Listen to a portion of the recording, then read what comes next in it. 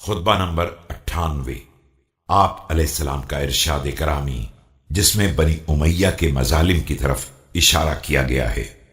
बिस्मिल्लाहिर्रहमानिर्रहीम।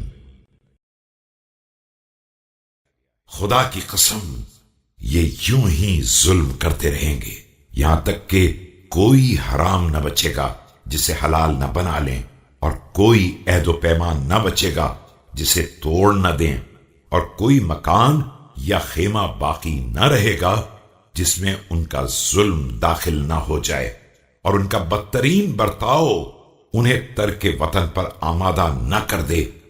By Allah, they would continue like this till there would be left no unlawful act before Allah but they would make it lawful, and no pledge but they would break it, and till there would remain no house of bricks or of woolen tents but their oppression would enter it. Their bad dealings would make them wretched. और दोनों तरह के लोग रोने पर आमादा ना हो जाएं।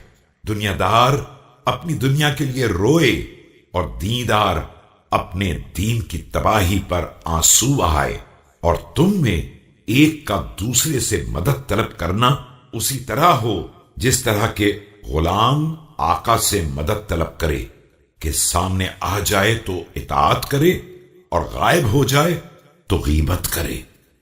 Till two groups of crying complainants would rise, one would cry for his religion and the other for this world, and the help of one of you to one of them would be like the help of a slave to his master, namely when he is present he obeys him, but when the master is away he backbites him.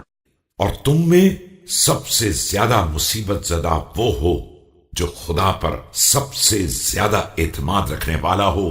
लिहाजा अगर खुदा तुम्हें आफियत दे तो उसे कबूल कर लो, और अगर तुम्हारा इम्तिहान लिया जाए तो सब्र करो कि अंजाम कार बहरहाल साहिबान तकवा के लिए है। The highest among you in distress would be he who bear best belief about Allah. If Allah grants you safety, accept it, and if you are put in trouble, endure it, because surely good result is for the God-fearing.